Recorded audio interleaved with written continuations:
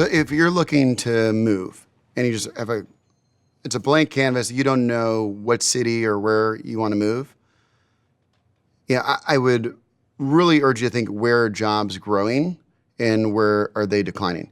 The trajectory of jobs is one of the most important decisions around home value, because in areas where jobs are growing, value tends to increase. In areas where jobs are decreasing, the prices are likely going to go down, because it means there are going to be less jobs, less people, which means less demand for homes. The less demand for homes will lower the price of homes over time. If you're going to buy, you want to buy in an area where prices of homes will increase in value over time. With that context, if you are in an area where you feel like a lot of new companies keep on coming in, there's a lot of job growth, it can give you more confidence on the financial decision. You can go online and just look at where are jobs increasing, where are there new jobs. Many of them are being driven by technology right now, as technology is transforming every major sector in our lives. So Seattle, a lot of new jobs. San Francisco Bay Area, a lot of new jobs. Boulder, Austin, Nashville, Denver, Washington, D.C. Think about those markets with jobs. That will not only give you, again, the job flexibility, but it will also create the backdrop for price appreciation for your home.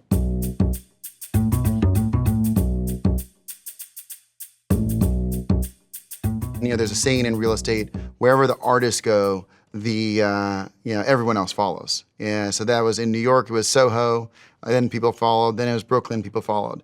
It's Nashville, it's Denver, it's Austin. So where people tend to follow the artists, and where people flow, prices flow.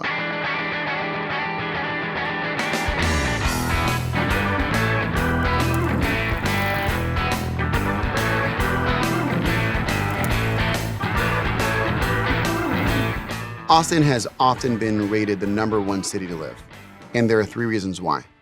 There's the arts, job opportunities, and quality of life. When it comes to the arts, there's so much music. There's more live music in that city than any other city in the world.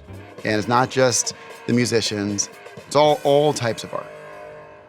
Then secondly, you have jobs. You have a lot of the big technology companies, whether it's Google or Amazon, with offices there, major presences, but also a lot of startups. They call it the Silicon Hills. The third aspect of Austin that's very special is quality of life. Just beautiful lakes, beautiful forestry. There's places where you can go on beautiful hikes and parks. It's a beautiful area, right? And so the arts, job growth, quality of life.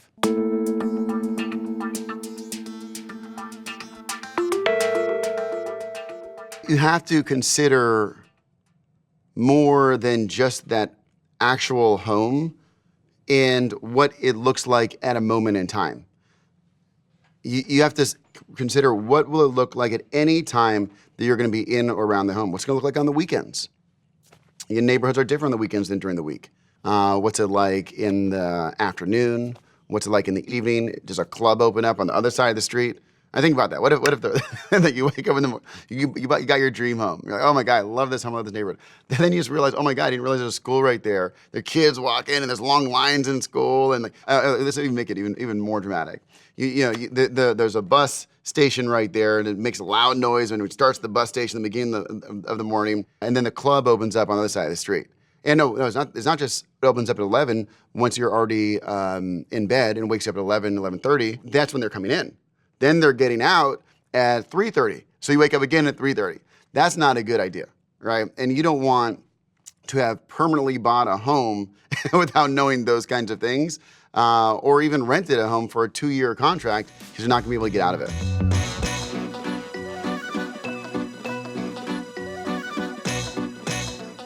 When you think about the home that you want, it really isn't like the walls of the home. It isn't, is the kitchen, does it have the stainless steel appliances, are the windows a certain way?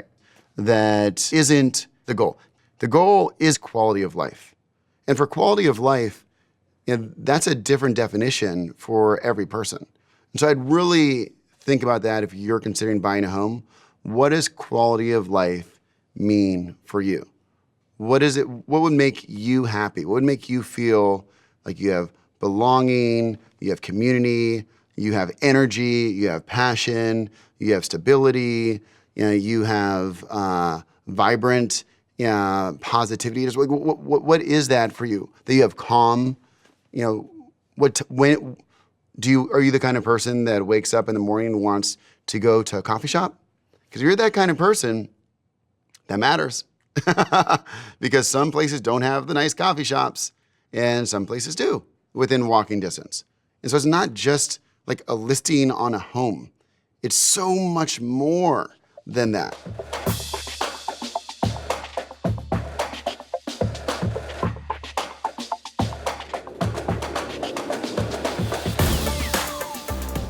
When considering where to buy, you should think about how people tend to get around in terms of transportation. One thing that's nice about New York is you don't need a car. You can walk, and you have the subway system and buses. That's one of the benefits of certain cities. Not all cities are like that. And that's not just a benefit of cost, so you don't have to pay for a car. It's also a benefit of convenience, because you can get places faster. You don't need parking. There's a trend of older people, retired people, moving from suburbs to cities. They may move to a city because their kids are there. They may move to a city because they're closer to hospitals. And if you're living in a big suburban area, it may be very far from a hospital. That may matter for you at that point in your life. So what that means is, consider buying a home near public transport. It makes for a good investment.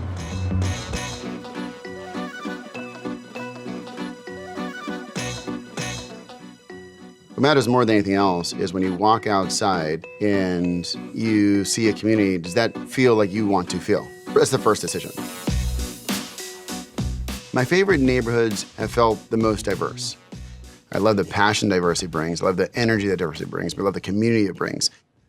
But the real test is when you go to a restaurant. Do you see different types of people eating together? Right? That's the real test.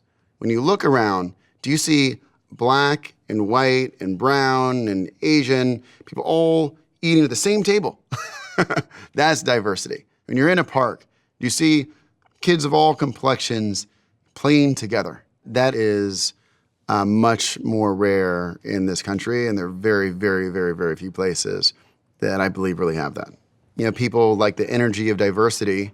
And it's not just ethnic, it's also professional diversity, religious diversity, sexual orientation, it's diversity, it's different kind of energy. But that is, those two things are different. And so that's why I think it's so rare to have communities where it's not just the community is diverse, but the interactions within the community are very diverse. That's when you really have something special.